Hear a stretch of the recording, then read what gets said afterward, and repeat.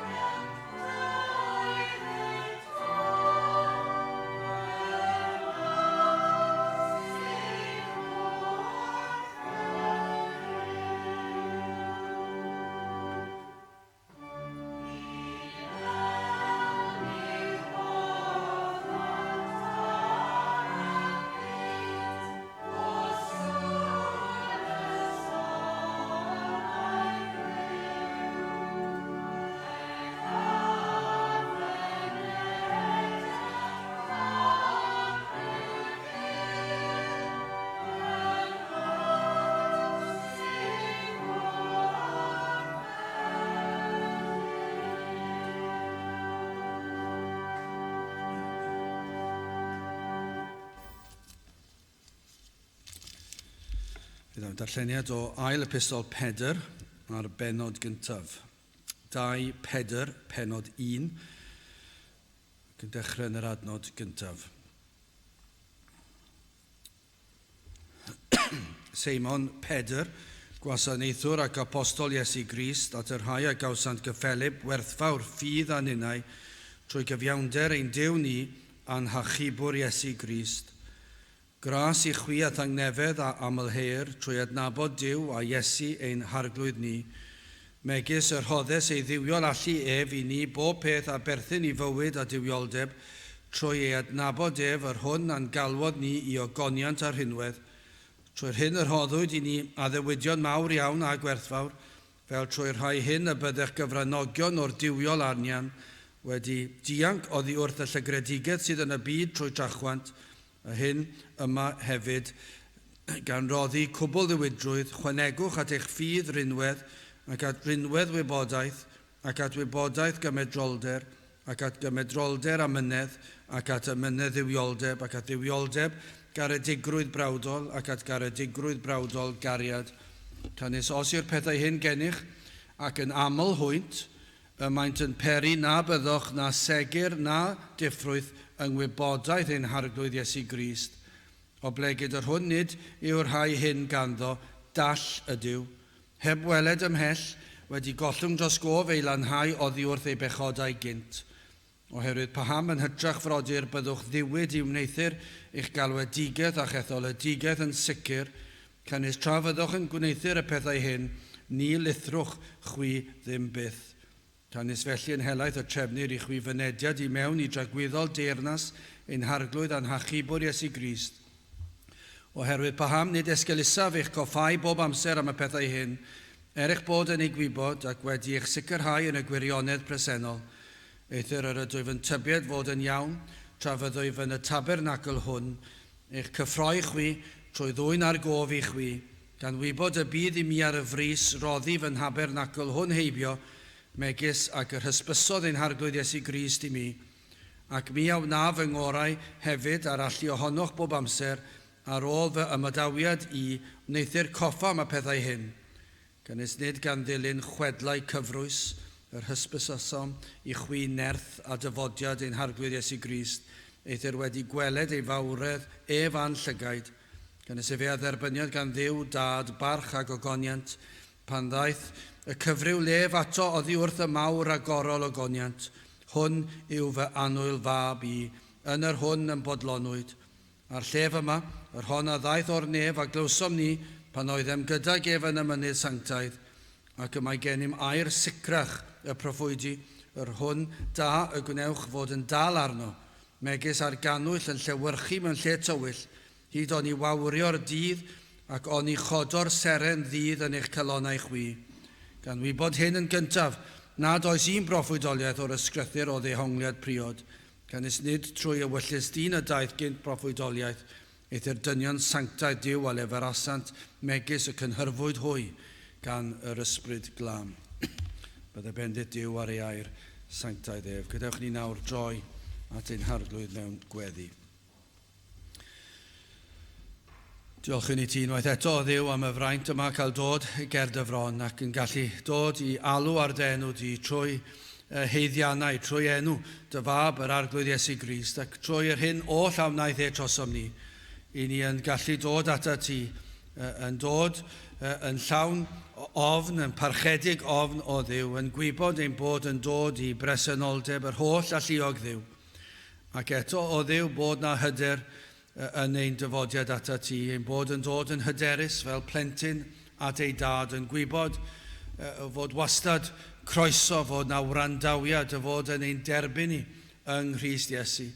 Ac felly o Dduw i ni yn dod ata ti, yn blant sydd yn aml yn crwydro ac yn dadel di lawr, ac eto o Dduw i ni'n dod fel plant i ti, fel rhai sydd wedi ei mabwysiadu i'r deulu di, ac felly o Dduw yn galw arno ti, edrych arno mynd y drigaredd o'r newydd heddi. Ni yn diolch i ti am bob un tro ni yn ymgynnull, ac yn gallu galw arno ti i ddod i'n plith.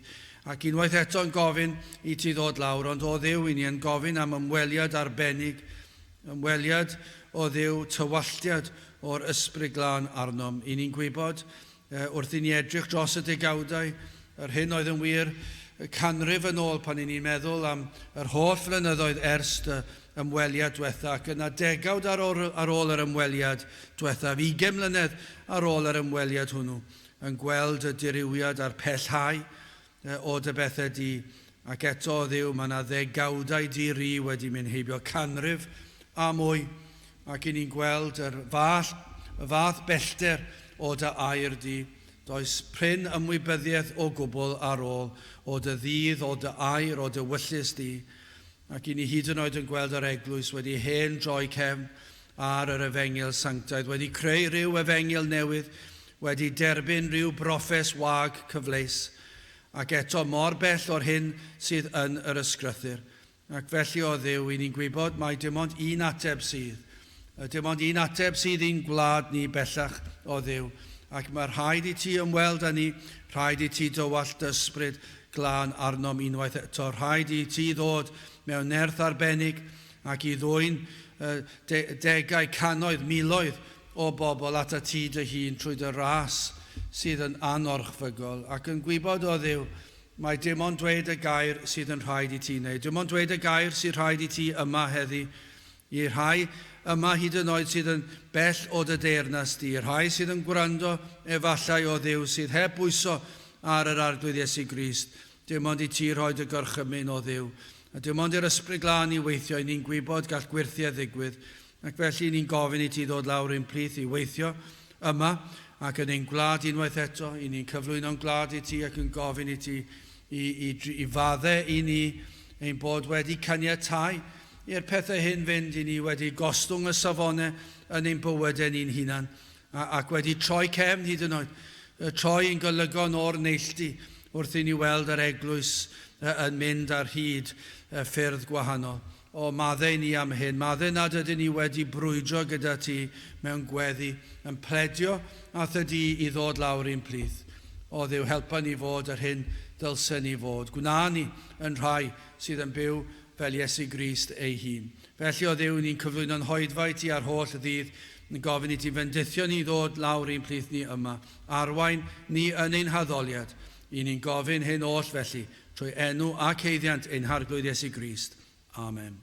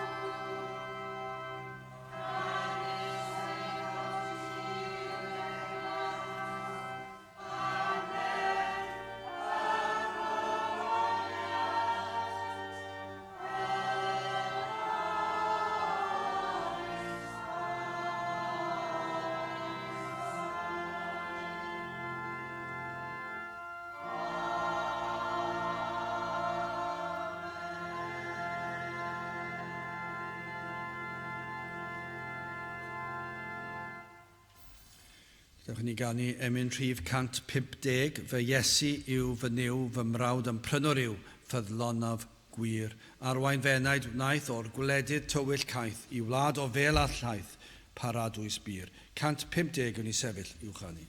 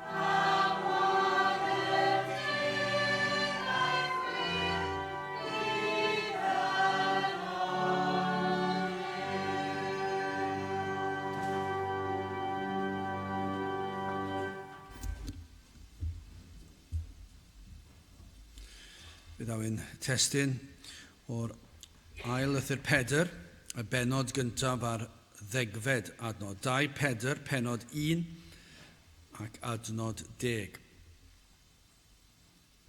Oherwydd paham yn hytrach frodyr byddwch ddiwyd I wneithir eich galwedigaeth a'ch etholedigaeth yn sicr, canys tra fyddwch yn gwneithir y pethau hyn, ni lithrwch wi ddim byth. Nawr, ceir disgwyliadau ar bobl ym mhob agwedd o fywyd. Does dim osgoi hyn. Mae yna ddisgwyliadau wastad arno ni. Ble bynnag fyddwn ni, ym mha bynnag maes o gymdeithas yn y gweithle, mae yna ddisgwyliadau. Tybiwn ni, petai ni siarad â phob un ohonoch chi yma sydd yn y gweithle, mi fyddech chi yn dweud y ceir disgwyliadau arnoch chi, o'r hyn a wnewch chi, ar yr amser I chi fod I gyrraedd. Mae yna ddisgwyliadau yn does na. Ac mae'n dibynnu ar pa fath o waith I chi'n ymwneud â o ge, yna mae'n dibynnu pa mor llym ydyn nhw. Os oes yna ddamwain ar y ffordd, neu bod yna draffig mawr ac yn y blaen, ac I chi yn ei ffeindio fe'n anodd I gyrraedd, falle maen nhw'n fodlon maddau chi am y tro cyntaf yn yr ail dro, hyd yn oed bod y dros y newyddion I gyd, falle bod nhw'n llym iawn. Mae yna ddisgwyliadau, mae rhaid I ni gyrraedd, mae rhaid I ni ymddwyn mewn ffordd arbennig, safonau proffesiynol, maen nhw'n dweud. Hyd yn oed os ni'n aelodau rhyw glybiau cymdeithasol, mae disgwyl I ni ddilyn rhyw fath o reolau, rhyw ddisgwyliadau. Hynny yw, os nad ydyn ni'n mynychu neu nad yn talu'n ffordd, os nad ni'n talu'r swm I fod yn aelod, yna maen nhw'n dweud, dim problem dyn nhw. Os ych chi ddim yn talu'r ffioedd, yna ydych chi ddim yn cael bod yn aelod o'n clwb ni. Neu os nad ydych chi'n cadw at I safonau nhw. Hyd yn oed nawr, chi'n ffeindio, os ych chi'n mynegu'ch barn ar foesau, ac os ydy'r clwb arbennig I chi yn aelod ohoni, yn penderfynu, does dim hawl gyda chi'ch safonau moesol, a chi ddim yn cael hysbysebu fe, chi ddim yn cael dweud wrth neb am y safonau hynny. Yna maen nhw'n cael gwared yno chi. Achos mae yna safon ganddyn nhw. P'un fod yna'n iawn a'i pheidio yn fater wahanol. Ond mae yna rhyw safon, mae yna rhyw lefel. Mae'r disgwyliadau ganddyn nhw. Ym mhob maes o gymdeithas fe gewch chi safonau. A newn nhw daflu chi mas. Cyn i chi droi rownd, os ych chi wedi dweud rhywbeth, yn erbyn rhywbeth, neu o blaid rhywbeth, mae y mor ddyrus, mae yna gymaint o bethau felly. A mae'r disgwyliadau i'w gweld ym mhob man. Ond hefyd, a fwy pwysig oll, mae yna ddisgwyliadau ar y Cristion. Y sawl sydd wedi hethol gan Dduw. Ac bod disgwyliadau a safonau, hyn i ni'n ei weld, mae'r pethau yma i'w ddisgwyl ynom ni gan mai dyma sydd yn naturiol. Mae e'n ddisgwyliadau ar y Cristion, bydd allwn ni ddisgrifio fe felly, ond falle chydig yn wahanol, beth mae'r ysgrythur yn dweud, fe fydd y pethau yma'n digwydd yn naturiol. Fi'n eisiau gweithio rai pethau, fi'n na frwydr, ond be mae'r ysgrythur yn ei ddweud yw, mae yna wyrth wedi digwydd yno chi, mae yna ddisgwyliadau, ond eto i gyd, mae e'n naturiol i'r Cristion, mae e'n greadigaeth newydd. Ac felly dyma'r disgwyliadau, dyma'r safonau, dyma beth i ni eisiau cyrraedd. Os wedi profi gras Duw, os i ni wedi'n hethol, yna fe fydd na nodweddion amlwg sydd yn wir ohonom ni. Ac wrth weld y disgrifiadau yma, cawn weld ble ni'n sefyll. Dyma beth mae'r darn yma o'r benod gan Pedr yn rhoi y disgrifiadau'r safon yma. Ac gobeithio byddwn ni'n gallu dod i'r casgliad trwy ras Duw. Dwi'n gweld arwyddion fel hyn yno fi. Neu os mae proffes wag sydd yna fyddwn ni'n gallu gweld hynny hefyd. Felly dyna'n gweddi ni, y prynhawn yma, yw i gallu gweld mymryn bach ar yr hyn sydd yn ffals. Proffes wag efallai, proffes ffals. Yr hyn sydd yn wir, y gwir broffes, ac yn olaf yr rhai sydd yn ddiwyd. Wel, yn gyntaf, yr rhai sydd yn ffals. Ni'n edrych ar yr 9fed adnod, yr adnod cyn y testun. Mae mor bwysig, gwrandewch. O blegyd, yr hwn nid yw'r rhai hyn ganddo, dall ydyw. Heb weled ymhell, wedi gollwng dros gofei lanhau oddi wrth ei bechodau gynt. Ger bod y diwedd yr adnod efallai yn drysu rhai ambell waith, falle mae rhaid i ni ddeall y cyd-destun ac yn gweld bod yr holl adnod yn gwbl gytun gyda'i gilydd, ond y pwyslais ar y dechrau, a fe welwn ni nes ymlaen, diwedd yr adnod. Ond yr rhai fan hyn yn dweud ar y dechrau'r adnod, o blegyd yr hwn nid yw'r rhai hyn ganddo. Nawr am be mae Pedr yn sôn? Gan yn dweud yn weddol sicr yma ar ddechrau'r adnod, dall yw y sawl nad ydynt yn berchen y pethau hyn. Mae hwnna'n eitha dweud yn diwedd. Mae'n dweud, os nad ych chi'n berchen ar hwn, yna yr ydych chi'n ddall. Wel, beth yw'r pethau hyn, os nad ydyn nhw yna, sydd yn peri bod ni'n ddall? Beth yw'r pethau hyn te? Ac i ni'n gweld ar ddechrau y benod, adnod gyntaf, Simon Pedr i ddechrau, gwasanaethwr ac apostol Iesu Grist, at yr rhai, mae'n ysgrifennu yr rhai, a gawsant gyffelib werthfawr ffydd a ninnau, trwy gyfiawnder ein Duw ni a'n hachubwr Iesu Grist. Mae Pedr yn cyfeirio at y sawl sydd yn debyg iddo fe wedi derbyn ffydd ac wedi derbyn cyfiawnder Crist. Dyna'r man cychwyn. Chi sydd wedi derbyn, na'r sylwch, nid wedi creu eich hunan, nid wedi dod i'r man lle chi wedi dod i weld mai dyma beth sydd yn iawn, nid chi sydd wedi'ch perswadio gan rhyw ddadl rhyfeddol bod Duw wedi creu y byd, a chi'n gweld, wel, mae'n gwneud synwyr, dwi'n Gristion o nawr ymlaen, dim byd o'r fath, mae'n dweud, chi sydd wedi derbyn, at yr rhai a gawsant, chi wedi i gael y gwerthfawr ffydd a chyfiawnder Crist. Mae'n cyfeiriad waith o ddifri, ysbrydol sydd wedi digwydd, gwaith o Dduw. Ond mae'r sawl nad ydynt wedi profi hyn, y dall mae'n sôn amdanynt yn yr 9fed adnod, mae'r rhain heb gychwyn yn y man cywir.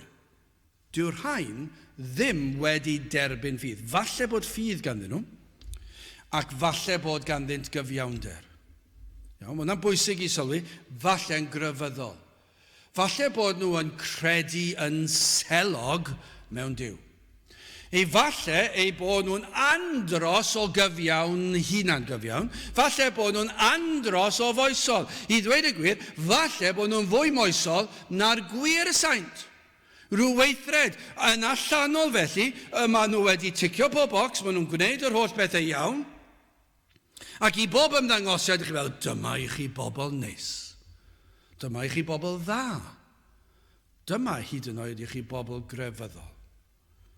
Mae'n anhygoel, ni'n gallu gweld.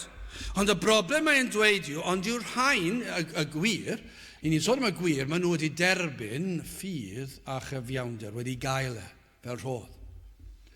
Dyw'r rhai ffals ddim wedi derbyn.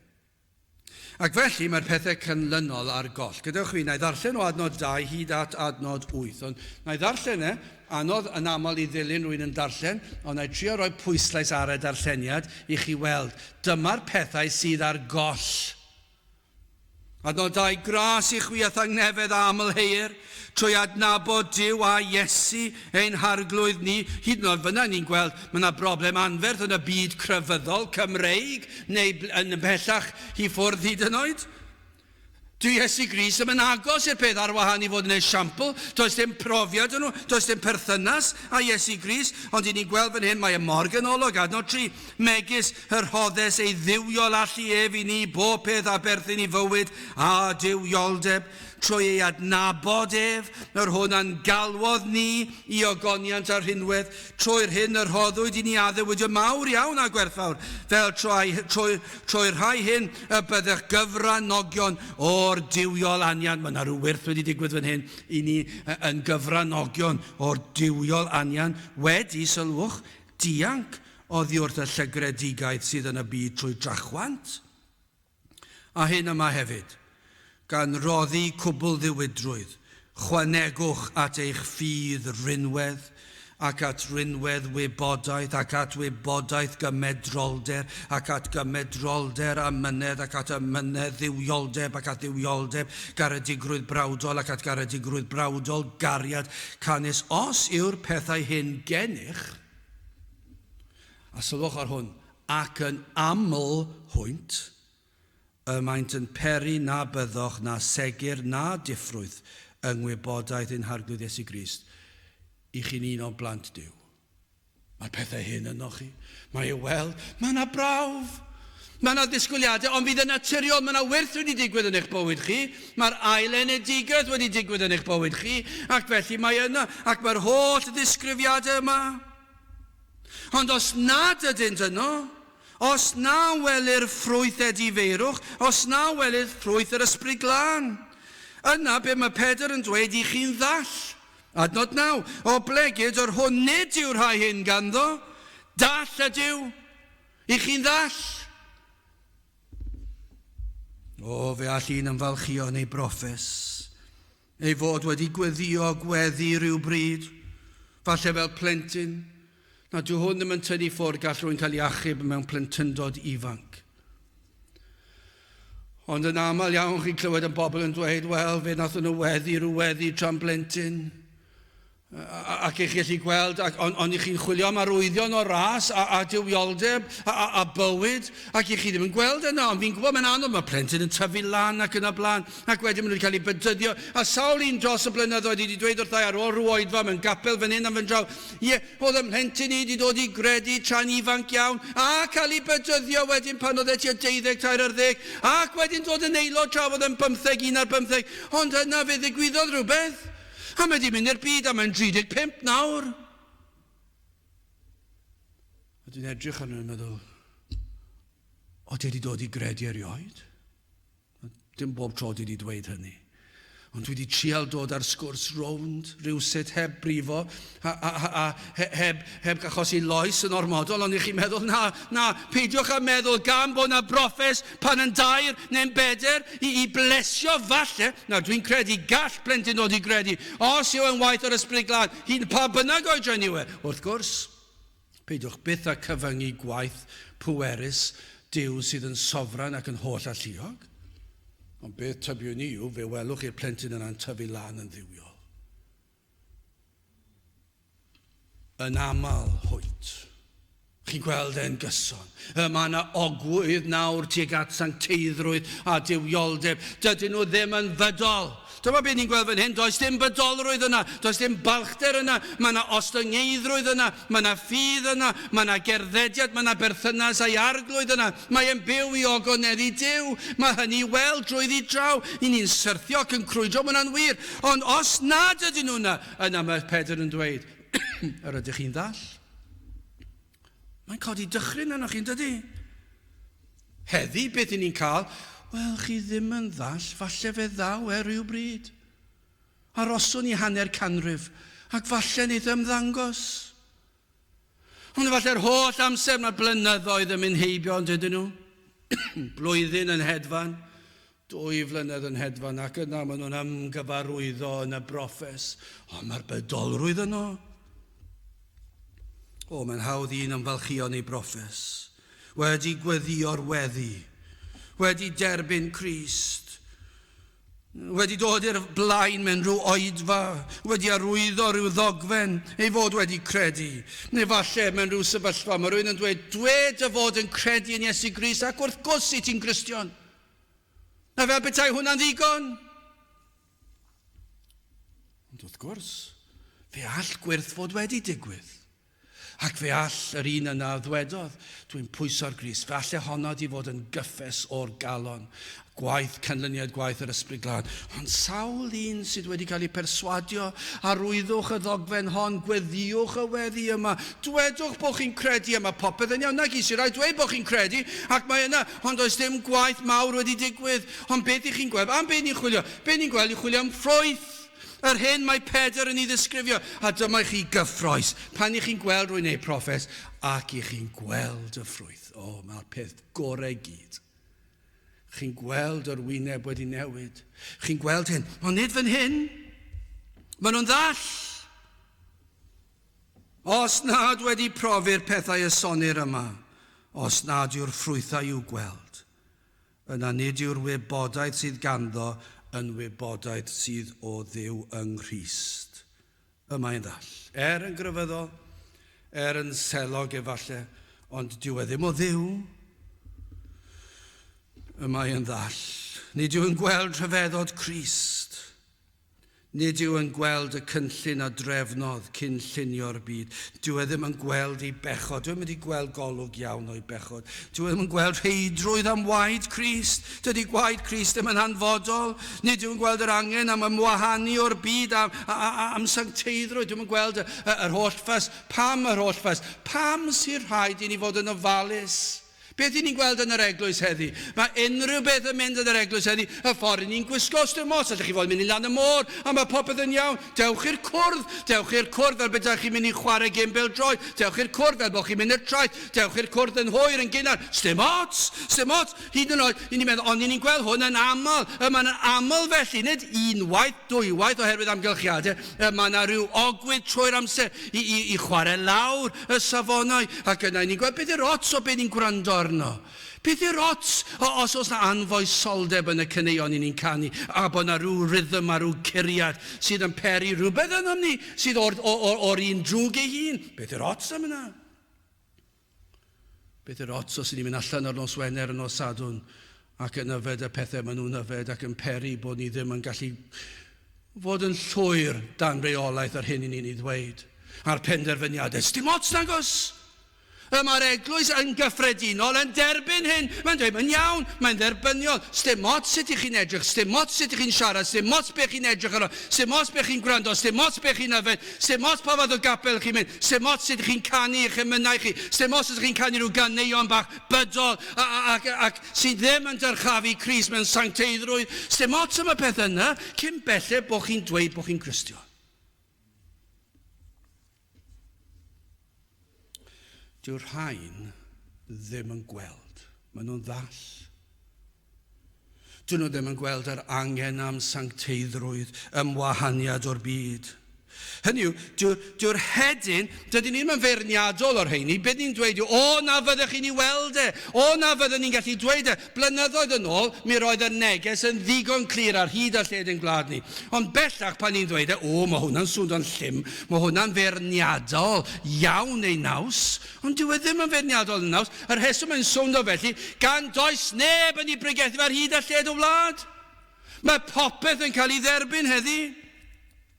A'r broblem yw hyn, pan mae gwir gwaith yr arglwydd, beth sydd wedi digwydd yn yr ysbryd glân, yn plannu hedyn yn yr enaid. A beth yw'r hedyn yna? Hedyn sancteiddrwydd. Bywyd ysbrydol. Yn cael ei blannu. Mae bron iawn, fel i chi'n mynd i'r adar, chi'n gwasgu yr hedyn mewn i'r ddaear. Chi'n mynd i adael ar y top. Be sy'n digwydd sy'n gadael ar y top? Mae e'n mynd i hedfan i ffwrdd, mae'r adar yn ei ddwyd yn i'r wiwerod, bondi grybwl sydd yn dwy'n yr holl bwyd o'r adar. Maen nhw'n dod, maen nhw'n gweld, mae'r wiwer yn mynd i ddod, a mynd i fita be bynnag chi'n roed ar y top. So be chi'n neud? Chi'n gwasgu fe lawr mewn i'r ddaear, ond yn fwy rhyfedd, fwy dwys, yn ymderoedd yr enaid, y mae'r ysbryd glân yn plannu hedyn bywyd a sancteiddrwydd. Ac yna mae'r hedyn yma'n dechrau tyfu'n ymateb i air Duw. Y mae hwn yn waith o ddifri. Nid fi sy'n penderfynu credu. Y mae yn waith o Dduw.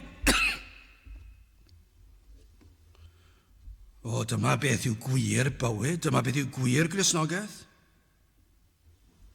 Ond yw'r un sydd ddim wedi profi hynny. Dyw'r hedyn ddim wedi cael ei blannu yna. Dyna pam dyw'r rheini ddim yn gweld pam i ni'n gwneud rhai bethau. Dyna pam mae yna broffeswyr gwag, ffals, ond crefyddol, selog, o'n tystiolaethu fan hyn fan draw, ac yn rhoi clod i Dduw am pob math o bethau, ond i chi'n dod â sancteiddrwydd mewn, a mae yna wylltineb, mae yna gysineb, mae yna wrthwynebiad, dyn nhw ddim eisiau'r pethau yma, a beth sydd yn digwydd yw hyn, i ni'n gweld bod yna wrthryfelgar, naws gwrthryfelgar yn ei heneidio nhw. Ond yr heswm amdano fe, dyn nhw ddim yn gallu weld e, pam? Dyn nhw ddim wedi brofi fe. Maen nhw'n ddall. Dyn nhw ddim yn gallu help. Ddim yn gallu dirnad. Ddim yn gweld y pwysigrwydd. O blegyd adnod nawr, hwn nid yw'r rhai hyn ganddo. Dall ydyw. Mae'n ddall. Os nad yw'r ffrwythau yma i weld, yna mi rydych chi'n ddall. Hynny yw chi ddim yn Gristion. O deffrwch yna, deffrwch. Mae'n mynd ymlaen, heb weled ymhell. O, mae golwg nhw'n wael. Wedi gollwng dros gof. Dyn nhw ddim yn gallu gweld yn ôl chwaith. Dyn nhw'n gallu gweld ymlaen, dyn nhw'n gallu gweld yn ôl. Wedi gollwng dros gof ei lanhau wrth ei bechodau gynna. Peidwch â camddeall hwnna. Nid yw yn gallu gweld ymlaen at rhagwyddoldeb at y nefoedd. Mae Duw yw pen y daith. Dyw e ddim yn edrych at hynny. Dyw e ddim yn edrych at ogoniant Duw. Dyw e ddim yn edrych at y pethau hynny. Nid yw yn gallu gweld yn ôl chwaith. Nid yw yn gallu cofio na deall na gweld i adda bechu. Iddo gael ei eni mewn pechod fel babi bach. Dyw e ddim yn gallu deall y pethau yna. Dyw e ddim yn deall y pwrpas y daeth Crist i'r byd. Dyw e ddim yn deall. Mae'n ddall. Mae'n drienus yn dweud. Dyna ble roeddem ni yn ddall i rhyfeddodau'r Efengil. Titus 2 adnod 14. Yr hwn a'i rhoddes ei hun drosom, i'n prynu ni oddi wrth bob anwiredd, ac i'n puro ni iddo ei hun yn bobl briodol a wyddus i weithredoedd da. Dyna pam dath Iesu Grist i'r byd. Dyma'r rheswm y dath e. Yr hwn, Crist, a'i rhoddes ei hun drosom pam, i'n prynu ni oddi wrth bob anwiredd, ac i'n puro ni iddo ei hun yn bobl briodol a wyddus i weithredoedd da. Mae'n paratoi ni at ddiwedd y daith. At y nefoedd, dyna beth mae'n neud. Ond beth am yr gwir te, yr rhai sydd wedi deall? Wel, edrychwch ar adnod 10. Oherwydd paham yn hytrach frodyr. Yn wahanol nawr, mae wedi sôn am yr rhai dall. Mae'n mynd ymlaen, oherwydd paham yn hytrach frodyr. Byddwch ddiwyd i wneithir eich galwedigaeth a'ch etholedigaeth yn sicr, canis tra fyddwch yn gwneithir y pethau hyn, ni lithrwch wi ddim byth. Mae'n ei geiriau eitha pendant, ydyn nhw. So, dim chwarae gwmpas, os dim man canolig fan hyn. Mae'n ei ddweud y fel ag y mae. Ond sylwch, nid yw Pedr yn dweud wrthym i ni wneud yn siŵr ein bod yn etholedig. Dwi'n yn dweud na. Hynny yw yn yr ystyr llawn tragwyddol. Hynny yw, i ni wneud ein etholedigaeth yn weithred ohonom ni. Dwi'n yn bosib. Dwi'n yn dweud, chi sydd yn Cristnogion, newch yn siŵr bod chi'n cael eich ethol. Nid dyna beth mae'n dweud. Dwi'n yn dweud i'r Cristion, i chi wedi goffa wneud yn siŵr bod chi wedi cael eich ethol gan Dduw. Mae chi sy'n wneud y gwaith. Dwi'n yn dweud hynny. Dwi'n ddim yn bosib. Amhosib yw hynny. Gwaith Duw yw iachawdwriaeth yn llwyr. Mae ef yn ein hethol ni cyn llunio'r byd. Ni wedi gweld hyn ar ddechrau'r benod, wnaethon ni grybwyll ychydig yn ôl, adnod 1, Seimon Pedr, gwasanaethwr ac apostol Iesu Grist, at yr rhai a gawsant gyffelib werthfawr ffydd aninau. Trwy gyfiawnder ein Duw ni anhachubwr Iesu Grist, a chybiaeth yn waith ysbrydol o ddifri, o Dduw daw y cyfan. Mae'r tad yn ein hethol ni, mae'r ysbryd glân yn agor y llygaid yr enaid, mae'r ysbryd glân yn plannu'r hedyn o sancteiddrwydd, mae'r ysbryd glân yn arwain ein traed at Grist. O, mae hwnna'n gallu ymrywio yn diwe. Mae'n gallu arwain ni at ryw oedfa, arwain ni at ryw berson sydd yn mynd i roi rhywbeth i ni ddarllen, neu arwain ni i edrych ar fywyd rhywun sydd yn ein hysgwyd ni. Dyma sanctaidd. Ac mae'n peri ei ogrwydd i ddod. Dyna gwaith yr ysbryd glân, ac yna Iesu Grist, y Drindod. Iesu Grist yn dod yn ifydd fel oen i'r lladdfa, ac fe aeth i'r groes a cymeryd ein cosb ni, am ein pechod ni, ac atgyfodi'r trydydd dydd yn fuddugoliaethus. Mae'r cyfan ohono ef. Rhaid i ni gredu, a rhaid i ni efdi farhau. Ond ef sydd yn peri i ni weld y pechod a galluogi i ni gredu, mae'r cyfan yn rodd, y rhai a gawsant gyffelib werthfawr ffydd. Yma mae'n galw arnom, o gwnewch yn siŵr. Ein bod yn rai sydd wedi'n hethol gan Dduw. Ein bod hynny yw yn ymwybodol, yn mwynhau'r sicrwydd, cadwedigaeth yng Nghrist. Gnewch yn siŵr. Ein bod yn gallu gweld y ffrwyth sydd i'w weld, y disgwyliadau. Dyma beth sydd yn digwydd. Mae fel plannu cennin Pedr. Mae gen i'n dechrau gweld ambell un yn dod i fyny trwy'r ddaear. Os ych chi'n plannu cennin Pedr, y disgwyliadau yw, tua nawr, falle fel arfer chwefror, falle, ond mae'r rhain dod yn gynnar nawr, ond y disgwyliadau, chi'n disgwyl iddo fe ddod lan, ac chi'n gweld y gwyrddni'n dod lan, ac yna chi'n gweld yn tyfu ar ddeilen, ac yna, dyna brydfer pa mae'r melyn yn dod mas. Dyna'r disgwyliadau. Ein bod yn gallu gweld y disgwyliadau, mae'r ffrwyth yn dod, gweld bod bywyd ynom, bywyd o ddifri, nad ydym yn gallu egluro'n rhesymegol ein safbwynt ar hyn ydyn bod rhywbeth wedi digwydd. Mae gwirth oedd e pan chi'n disgrifio'ch tystiolaeth, chi'n gallu disgrifio fe, ond mae yna ryw elfen chi ddim yn gallu disgrifio. Mae'n rhyfedd, mae'n wirth o ddifri. Mae Paul yn gallu tystio y sicrwydd cadwedigaeth yma, fod ei etholedigaeth yn sicr. A'r alwedigaeth yma'n sicr. 2 Timotheus 1:12. Dyma i chi ddisgrifiad. Be mae'n dweud, am ba achos yr ydwyf hefyd yn dioddef y pethau hyn, ond nid oes arnaf gywilydd, canis mi a i bwy y credais, ac y mae yn ddiamau i gennyf, ei fod ef yn abl i gadw'r hyn a roddais ato erbyn y dydd hwnnw.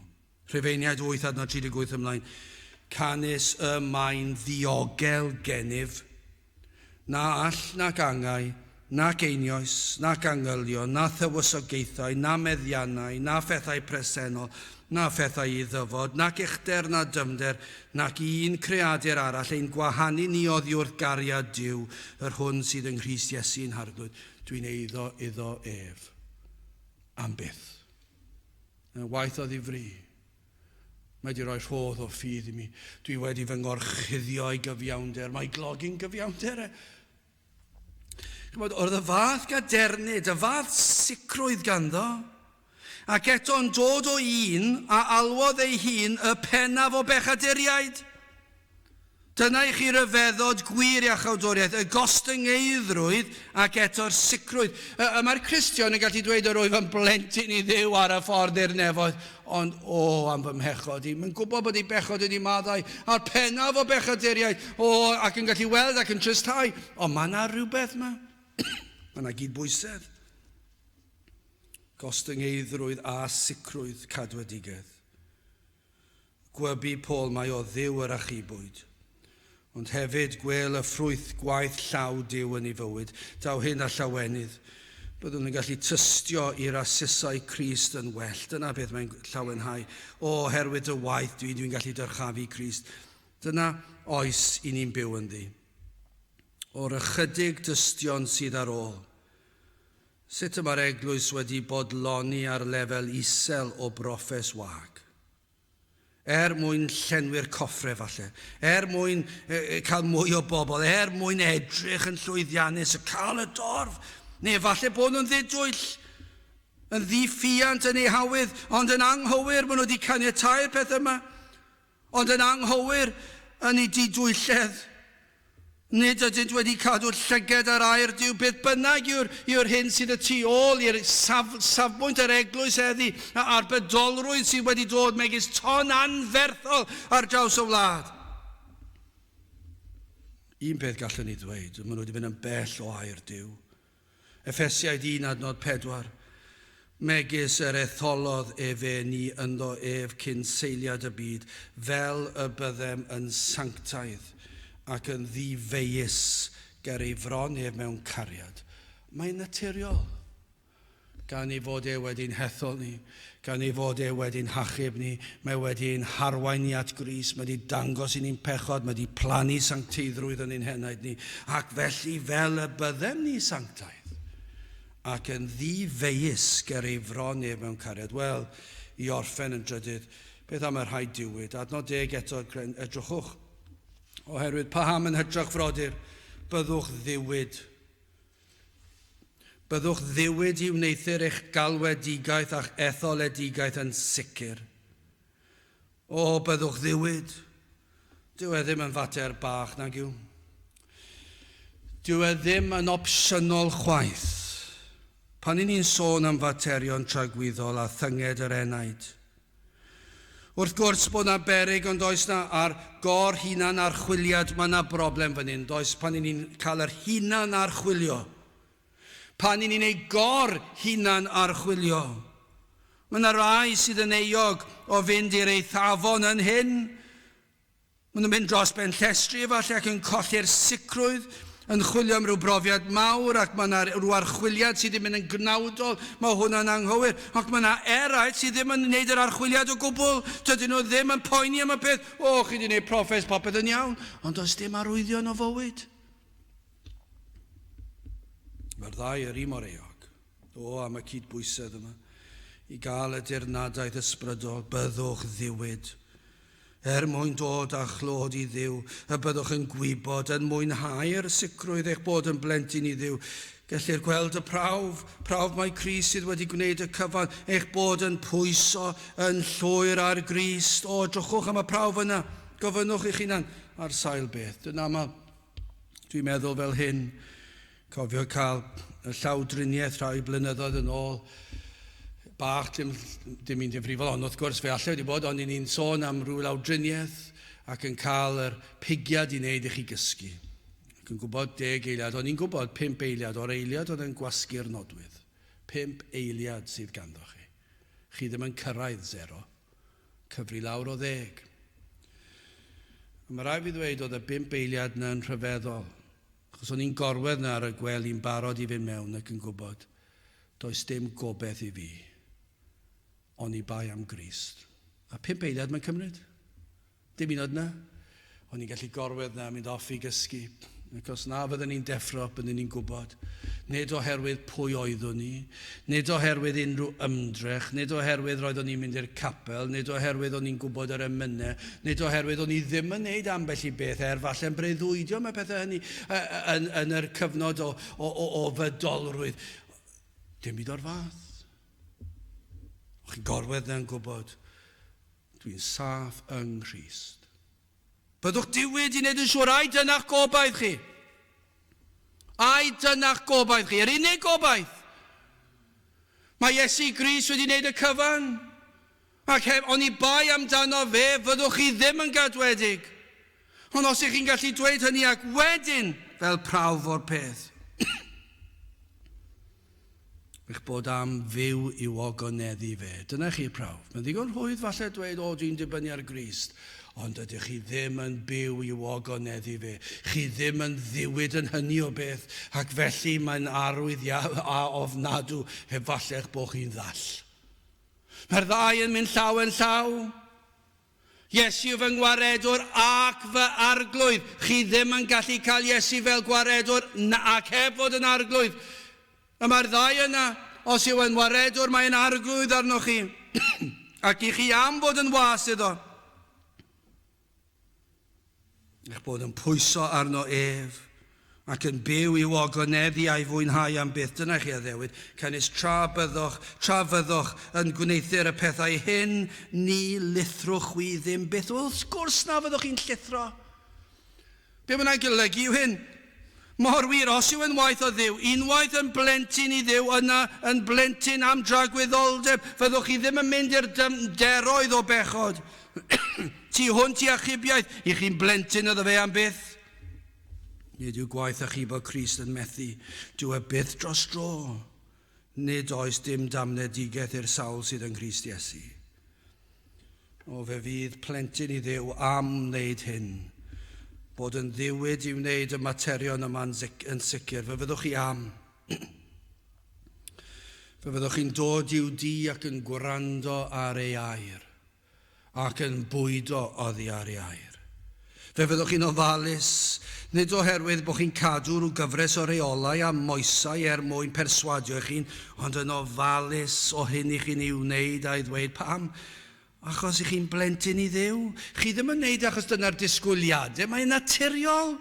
Mae'n naturiol i chi eisiau gwybod beth sydd yn dyfrifo o fy arglwydd, beth sydd yn mynd i dy adael di lawr. A yw hyn. Dyna beth fyddwch chi'n gofyn. Chi ddim yn dod yn dweud, o dwi'n cael wneud hwn achos dwi wir eisiau wneud. Na. Mae'r Cristion fel hyn. Mae'n dweud, o Dduw graslon helpa fi. A ddylen ni wneud hyn ar llall. Dwi eisiau gwybod pam. Dwi eisiau dogoneddu di. Dwi eisiau wneud yr hyn sydd yn dy blesio di.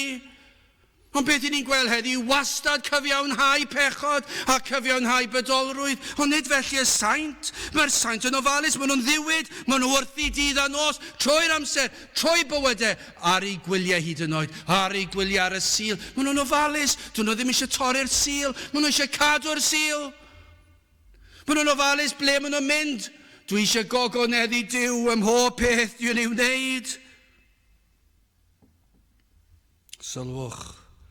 Mae'n alwad arnoch yn bersonol rhaid i ni chwilio ein calonau ni ac i ôl rheinio gwaith ei law yn ein bywydau ni'n hunan. O na newch i fe. Ond beth am y sawl sydd y tu allan i hyn, y proffesor gwag efallai, rhaid all. Fi fydd na lawer yn gwrthod gwrando'r hyn. Dyma beth sydd fel arfer yn digwydd.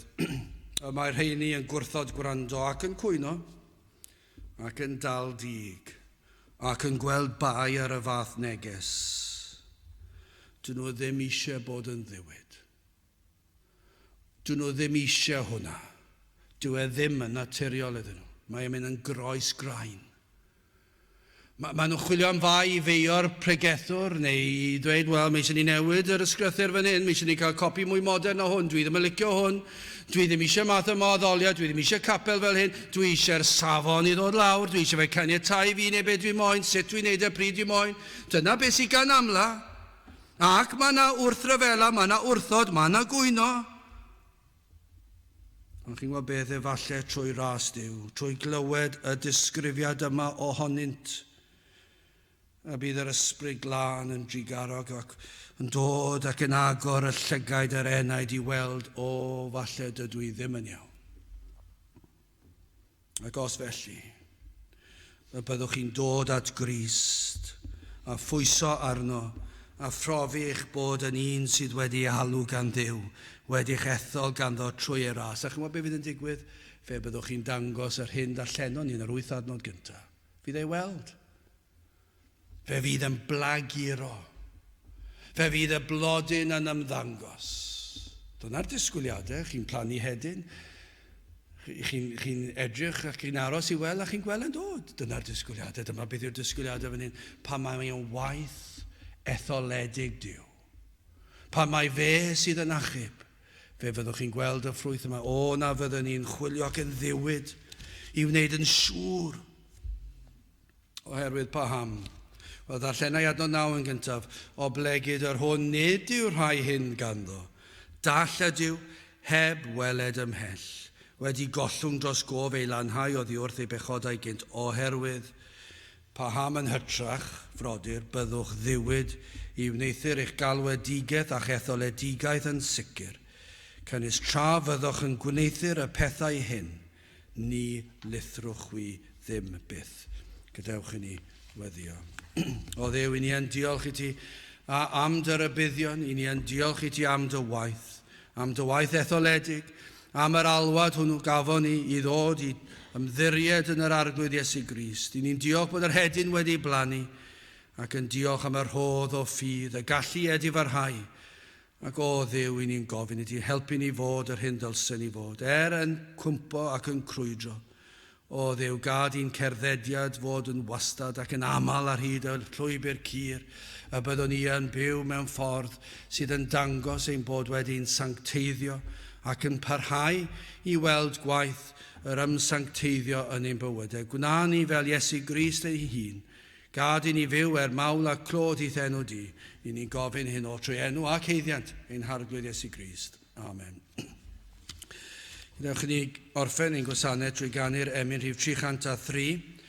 Pam bechadur cyndyn, pam y colli dy enaid drud, mae dy greo'r heddiw'n gofyn pam yr ymgyndynu cyd. 303 gen I sefyll i'w chanu.